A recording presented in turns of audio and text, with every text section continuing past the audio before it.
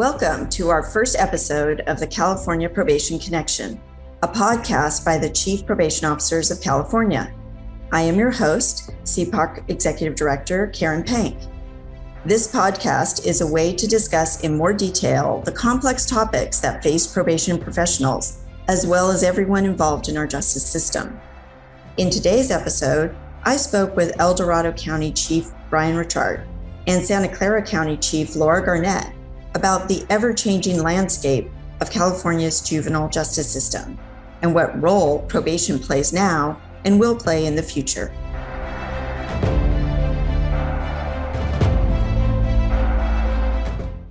All right, well, hello and welcome. Today we're going to be tackling a complex challenge that the state and our communities are facing, which currently involves our highest needs juvenile justice youth. And in short, let's kind of, level set for everybody. The state passed legislation known as SB 823, and that shifted the state's responsibility for caring for these specific youth from the state Division of Juvenile Justice to you guys, the local level, specifically county probation departments. So probation's already responsible for over 90% of the youth in our system, right, before this change, but now will be 100%. However, the youth that the state did oversee had some very specialized high-end needs that I think we're now trying to build the system to handle the shift. So the shift was a critical one. We're all collectively trying to pull together to collaborate and make sure that no youth is left behind. So while CPOC actually opposed the bill for a variety of reasons that we don't need to necessarily get into today, I will say it's inspiring after it has passed that I've been able to see how quickly probation has jumped into action to really work with all of our system stakeholders, with the community, to try to put together thoughtful implementation plans. So despite all of those challenges, I'm hoping that today we'll be able to get into a little bit of that and see how it's going from an implementation standpoint. So like I said, let's jump into it. How is it going? Who wants to go first? I always defer to Laura in these matters. So, Chief? It's going. It's a heavy lift. It's a really heavy lift. It's a really heavy lift for our staff. We have 8 youth in our facility right now. I think we have done pretty amazing going from nothing to ramping up to a full-blown secure track program. And it's, again, been a lot of figuring out physical space and then individual programming. But I think we're where we should be, and we're just working really hard. Similar for you, Chief Richart? Similar. I think, so we have one youth in residence, and it was a unique circumstance in that youth had already been to DJJ and had returned from DJJ on an appealed sentence. And so when the youth was resentenced, he was resentenced to a local term with us, and it was his preference and his family's preference and our preference. We actually advocated for it. And so having him in residence after having had him as a young man, and then having to had sent him to DJJ because it was what the court wanted to do, then bring him back and have him back in residence. It's a super unique opportunity, but has caused us to have to figure out solutions to real world problems on the fly. And that's, I think, probably thematic of what everybody around the state is facing right now. Is we are building this program, this application of legislation as in real time. And that's been an interesting opportunity for us, an interesting challenge for us. And every single county is having to face it in a slightly different way. But for us, so far, so good. Well, that's great. And, you pointed out an interesting wrinkle here that I'm not sure everybody's aware of, but, the SB 823 kind of stopped the ability for us to send youth who were, about to be adjudicated to the state. And so then we kind of built it up. It sounds like that's what your youth that you just described with you, Chief Garnette. And we also now know that by next year, DJJ will close entirely, and while there'll still be youth there, they will have to come back and find homes in their counties of commitment. So you've already started that practice, it sounds like, with the youth that you just spoke of. Exactly. And I think, fortunately, our situation is unique and individual, and we're having positive results. But I think things could very easily go a different direction given the wrong circumstances. And so that is a separate, distinct challenge that we knew was on the horizon and now is coming toward us rapidly. Right, exactly. So what do you think we as a state need to be thinking about some of those challenges, Chief Garnette? Yeah, I think the biggest challenges are the need for really specialized treatment. And I think we underestimated that. I think we underestimated it in our county. And when we have 12 youth that are going to be returned to us in some way after the close date, and they're going to be in various places in their treatment. And, having kind of a continuity of care is so important. But trying to plan for that now is also really hard while we're setting up a program. So the level of individualization is, I just can't say enough about it. Every single case, every single youth is so unique. It's not a homogeneous group at all. And so I think the focus really needs to be on specialized treatment that includes high-end residential care. When you say specialized treatment, I just want to follow up on that. What specifically do you mean? What kinds of issues do you feel we will need to be prepared to address for these youth? Because these youth are at the highest end of the spectrum and have committed the most serious crimes, many of them have serious mental health issues, and not emotional disturbance, but serious mental health issues that need psychiatric treatment. Most of them have had extreme trauma in their lives, also needing treatment. And then there's a specialized population of sex offenders that need very specific treatment. There's populations of fire starters that need different treatment. There's just subpopulations, and they need the best treatment that there is. And you can't have that in every single county. So we've got to figure out, how do we have the best treatment for these, really challenging issues, and not try to duplicate it in every county. That's a great point. I appreciate that. Chief Richart, what do you think are some of the things the state needs to be thinking about to be successful in this transition?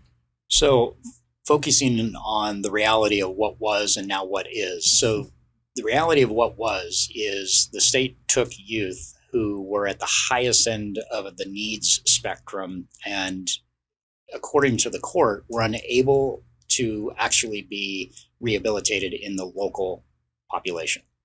So let's start from that platform, because now we have to build from there. And the state needs to be cognizant of the fact that what they did was they took a centralized system and they decentralized it out into 58 counties, thereby diluting the effectiveness of the concentration of those resources in single environments, and distributed all of that out to the counties and said, okay, now build a system for a very small number of youth with the highest of needs and the highest of risk to public safety in the community. So not every single community has the capacity to be able to rebuild a system within that within the confines of their resources to address that small number of youth. And so we need to work collaboratively and collectively among the counties in order to accomplish that goal for a number of counties. Some counties are going to be able to do it on their own. Many counties are not. Well, that's, I guess the good news with that is I feel as though of all of the different stakeholders that I've worked with in the past, I really feel like that's one of the strengths of probation. I mean, I know probation chiefs really lean on each other to try to make sure you're not reinventing the wheel and how you can, help out. But, you raised an interesting point. The going from centralization to decentralization is not an easy process. I suspect that they may have done so because you've had a lot of success in the local level with treating youth. So maybe talk a little bit about that, Chief Richart. How do you feel about, is that why, the reward is you've done such a great job, now tackle this tough problem? Yeah, I think that actually it probably started with public safety realignment in 2011. I mean, we've shown a lot of success at taking what were state issues and managing them locally. And the reality is we've done a great job with youth locally. There are far fewer youth in the system because of the work that we have learned to do over the last 15 years. But the reality is that, again, this is a unique population of kids. And so we're having to expand and stretch our abilities and our resources in order to accommodate this population. I think it's really important. You pointed it out, Karen, that we are a really collaborative group. Like our profession simply solves problems. So when 823 was passed, whether we supported it or not, there was very little conversation about it on the back end. It was, okay, now we have this, and so what are we going to do to solve this problem? It's a unique problem set. What resources do we have to bring to bear on the problem, and how can we work with the state to build out a system that actually is effective? And so being willing collaborators just by nature, I think, in our profession has really served us well. And what I've found among my colleagues, which has just been outstanding, is very little to no resistance to the idea of we are going to have to help each other out on this. From the largest counties to the smallest counties, everybody's going to need some assistance at some level to solve this problem. That is a very important point. And, I know both of you have facilities, but it may be a surprise to folks that there's not facilities in every particular county. And even those with some facilities may not even have the right type of facilities for this build out. So we are really going to have to rely on each other. Sounds like a great segue to talk about, well, what is actually feasible? What are you planning right now, Chief Garnette? What does the program really look like in your county? So right now the program looks different than the other juvenile hall unit. So there's a lot more freedom of movement. There's ample time for youth to make food. There's a kitchen. They wake up and go to bed at different times depending on their schedules. Some have do vocational. We have both four-year universities and the junior colleges in. What they really want are jobs. So that's an issue because almost everybody at DJJ has jobs where they actually earn money. And that was something we hadn't thought of. We thought about job training. We didn't actually think about employment for that length of time. So we're trying to bridge that. So, I think the goal is to flesh out the juvenile hall part well enough to really be effective with public safety in the first, whatever period of time we need to, and then hopefully be able to step the youth down to a less secure facility like our ranch or even a community-based setting. And you point out another important piece of the legislation and kind of what we think we'll start to see going forward, right? This kind of progression that hopefully there will be different places and different things that these youth will be able to do over time, because in many cases, there'll be longer periods of time that they'll be with us. Yes, they will be with us longer periods of time. And I think it's really important if you've raised children, and so nobody under the age of 16 can be filed on an adult court. So that means we have a youth under the age of 16, regardless of what the crime is. And so the more heinous crimes, you may very well have that youth for 10 years. And if you have children and you've seen the difference between a 15-year-old and a 25-year-old and what you do during that time, you graduate from high school, you learn how to drive, you date, you get a part-time job, you socialize, you try on different identities, you do all these things. Hopefully you graduate, then you go to college, and then you get your first job, and you have a significant other, and maybe you get married by 25. And we're going to have that youth that entire time. And that's a pretty ominous thought, because really developmentally, we need to be releasing people at their where their emotional, mental age is the same as their chronological age. And that's going to take a lot of effort on our part to create a robust enough, stimulating enough program with enough connections, because again, relationships are everything. It's how you develop as a human being. And that'll be good having our youth home and closer to us so they can work on, their family relationships and, hopefully strengthen community ties and have a better chance at reentry than coming out of DJJ. Sounds daunting, but I know you guys are up for the task. What is it looking like in El Dorado? Well, we're very fortunate, first of all, in that, and I'm sure that not unlike a lot of other counties that have facilities, we have extremely compassionate and caring staff prepared to take on the problem set. So, and obviously for most of us, we know these kids. These kids did not just fall into the system one day and found themselves at DJJ the next or eligible for DJJ the next. Typically, we've had a lot of experience with them. So interestingly, at least in my county, the staff are very interested in engaging in this work, and they think that they can do far more good than may have been available to youth at the state level with regard to caring and compassion. Not that there weren't caring and compassionate staff at a state level, but that we know these kids. They're our kids. And we really, as Chief Garnette was saying, our primary goal is going to be preparing them for adulthood. Like when we come to the point where we need to return them back into the community, they're having missed a lot of developmental steps in their life. And so how do we best prepare them to take on a role as an adult in the community, in a community that doesn't know what they've been through and doesn't understand the stresses and the struggles that they've experienced in an institutional setting? So how do we normalize that to the extent that we possibly can, given that we aren't maybe blessed with the types of resources that the state was working with when they were programming these youth? So it's a mixed bag. It's good that they're home and local with us. Not so great that we don't have all the resources that the state had available to provide to these youth for workforce development in meaningful occupations. And that's really, I think, one of the primary struggles we're dealing with is how do we give them a chance to really advance when they hit the ground? Yeah, I mean, it strikes me, and I've had these conversations with both of you at different times. I mean, we were raising our own kids at about this age, right? That's and right. I, when you were just explaining, Chief Garnette, the difference between, this, a 17-year-old and 25, I mean, heck, difference between an 18-year-old and a 19-year-old, I mean, kind of blew me away. So I can only imagine when you overlay, the trauma that obviously has been involved in their lives, what some of the specialized issues that need to be addressed.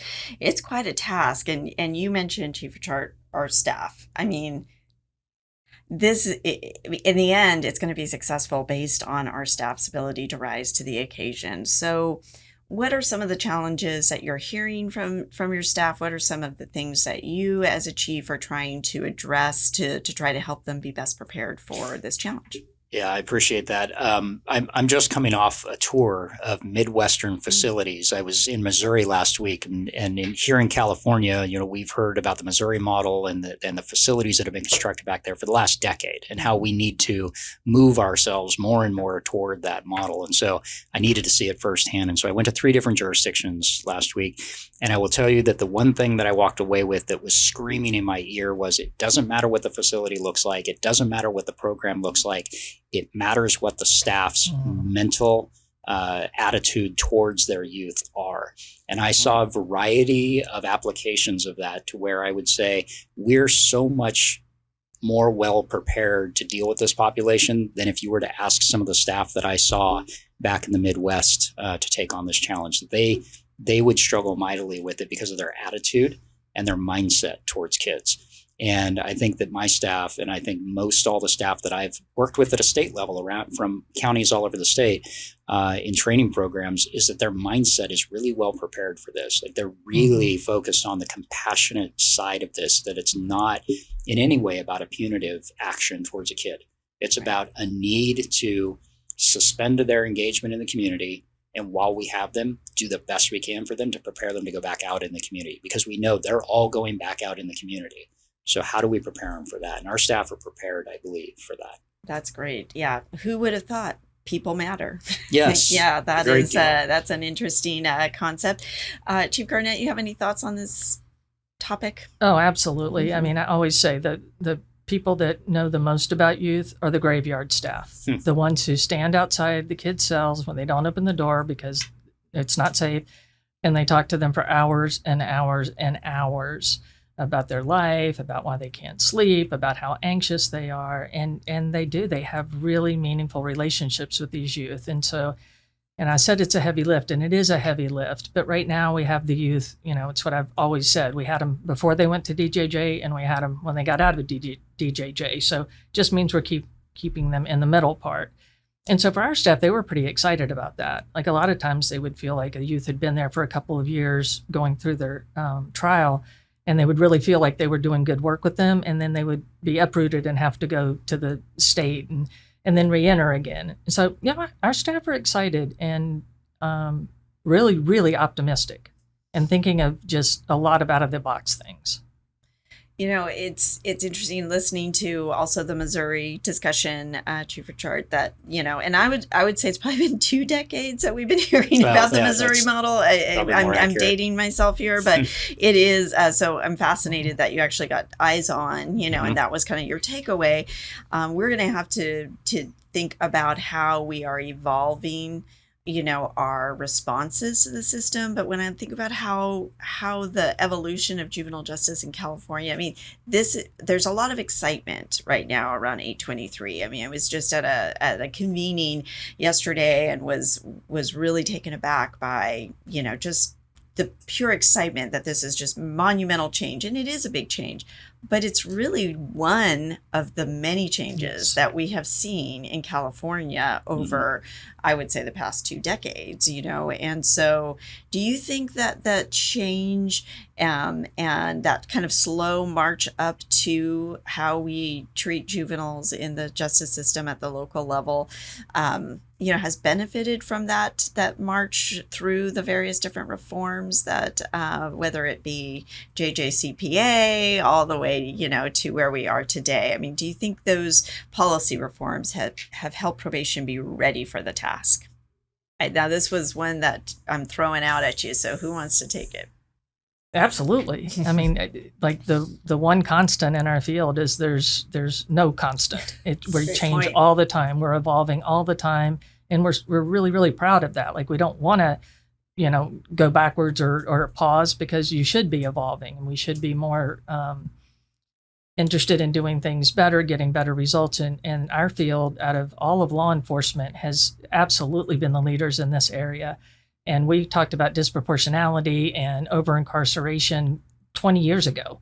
And we've continued to talk about it. And we've continued to implement reform after reform after reform. I mean, 20 years ago, we were locking up truants. I mean, there has been so much reform. And each time we've done it, and there's been some learning, and we've done it again, and we do it really, really well. So I think it absolutely, I think if you did this to a different discipline, they would be shocked and not really know what to do. But I think we are so good at just pivoting and saying, okay, what are the rules? How can we make the best of it? How can we, get our youth and their families the best chance of succeeding? Yeah, I think that those reforms and those adjustments that we've made, some of them very iterative, some of them were massive, like this one. Excuse me. The reality is it's really tilled up the ground in preparation for this. So this is just a normal state of being for our occupation. Like when things are quiet and calm, I think that's when we begin to get a little nervous. Like because we know that our business is about change, literally about change. And it's what we've gotten very, very used to. My first job in management in probation as a manager was as a facility administrator. I was brought in to run a juvenile hall. And frankly, I was brought in to reform and revamp a juvenile hall. And that was 20 years ago, where the conversation was, what we're doing now isn't working, make it better. And carte blanche, go and do whatever you have to do within the construct of the regulations that the state offers you, and build a better version of what we do. Yeah. And so the conversation's been around for a long time. This is just the next iteration of it. It just happens to be a significant iteration of it. Right. Well, it seems like a really good message to your staff, some of which are very young themselves, right? Certainly. And maybe had not been a part of some of these changes that we've seen probation not only survive but thrive through, right? And so it seems like an important message to me, and maybe I'm telling myself that as well, because I will tell you I've been holding on for dear life as we've been going through this massive change. But I remind myself constantly that this is what probation does, and it's what probation does well. And implementation matters, and I'm not sure I've seen anybody do it better than probation, albeit not alone, right? You guys have to work in that collaborative manner that you've both referred to. But I often am accused of being too much of an optimist, but I am an optimist, and I'm hoping that this in a year from now, when we look back, what do you think we will be saying about the implementation of 823? Well, a year from now, I think Or you can pick your increment. Would you Thank like to you. say Appreciate 5 that. years I feel from far now? more comfortable with 3 years. if All that's right, okay. let's go with 3. Down the road a piece. Yeah.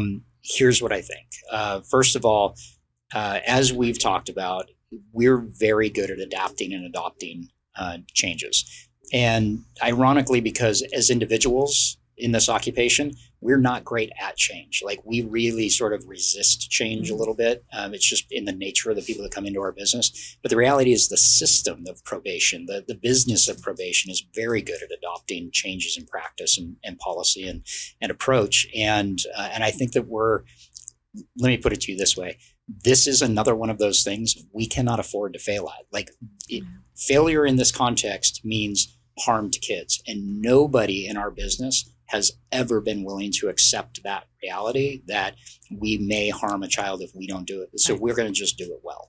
And I think from the line through management, that's the perspective that we carry with us. And so we don't look for, well, what's good enough? We look for what is the best possible thing we can do. And that's what I think we'll look back on 2 or 3 years from now, is we'll see that we were handed something extremely difficult to implement because there is no roadmap for this. We're drawing the map out and then getting on the road and traveling it as we go. And I think we'll look back on this and see another success of probation, much like we had with public safety realignment. That's a great point. I think we were all very nervous about adult realignment at one point, and we do ask a lot of our staff, so we can understand why they're nervous. But any thoughts about where we are 3 years down the road? Yeah, I think 3 years is a great place to look. I think 3 years we'll have built out a system where youth are either in a more secure setting and a less secure setting, or even less secure setting, depending on individual needs and resources, because those need to be built out. We've done a great job of listening to youth voice and personal experience. We're talking to the youth that are in DJJ now a lot to hear from them. And consistently, it's the same message over and over again. Who the staff are and how they treat them is number one. Number two, they want to make money. They want jobs. They want to make money. They want to progress in their lives. But they're very clear on what they want. And I think our staff have also just really embraced this. And I think in 3 years is what we'll see is, maybe 15 or 20 young people that look like, 15 or 20 completely separate programs depending on their individual needs and even where they're physically located. Wow. Well, I'd like to hit a time machine button and get us to those 3 years from now, but I know there's going to be a lot of hard work in between. We are, hoping that those who are listening in large part are your staff. And so I'm sure that they appreciate hearing some of the hope that you have for them and the confidence, frankly, that you have in them. It's certainly been my experience as well around the state and meeting with folks. So have I failed to ask you a burning question that you really wanted to give a response to? Is there any other final thoughts that you have on this topic? Yeah, I would say another unanticipated benefit to this is we've really also brought in the victim voice. And because the youth are going to be local, it gives us a much better opportunity to do true restorative justice implementation that we've really never been able to do because our system was so fractured. So I think this is an enormous opportunity to really see how you can have social justice and also save communities and do right by victims and have them involved in the process. That's a great point, and one we haven't really heard as much as we were talking about the policy development behind 823. So that's a consequence, and maybe a good consequence. It's coming up as it's happening. Right. Yeah. Yeah, that's a great point. So what did I get wrong, and what would you like to share? Wrong, not a thing. I would say we focused a lot on, obviously, the two primary constituencies in this, and that's our kids and our staff. Right. And I would say in each of those cases, the only thing maybe we didn't talk about was this might be a scary thing for both of them. Yeah. The idea that I'm going to be in this facility, whatever that happens to be for them, wherever they happen to be, for a very long time, not a much larger, more expansive type of environment, but this one, what does my life look like for the next 5 to 6 to Chief Garnette said, maybe 10 years. Right. That's a very scary potentiality. And so I think for us to be able to acknowledge that and consider that in the work we do with kids is extremely important. And then for our staff, I mean, there's the potential for fear built into this as well. I mean, this is an older population. This is a more mature population, hopefully, but not necessarily in the way that staff would like to see. In other words, more sophistication with some kids that they might feel like they're in danger from. And I can completely understand that from a service delivery perspective. And so I think we need to make sure that we as leaders stay mindful of that and communicate with our staff about that and as to what their needs are so they can feel safe in the work that they're doing. Because yes, these are the same kids that they've always worked with, but it's a slightly different version of the same kids that they've worked with. And so how do we bring tools to them and give them support so they can have confidence in the work they're doing with these kids? Well, I was going to ask if you had a magic wand, what would you try to do? But you just kind of answered some of those things. And, I see your head nodding over there, Chief Garnette, as well. So, as we kind of draw to a close, the things that I'm hearing you both say, and I know it's consistent with what we hear when we talk about it around our table, is that despite how we got here, we think we can get through it successfully because probation will innovate. We will balance where we need to balance. We'll keep mindful of all of the areas where we need to be collaborating and all of our partners. And we should see success in 3 years down the road is what I'm hearing. So hopefully we'll have you back to talk about that. In the meantime, I just want to thank you all for listening. This is the California Probation Connection.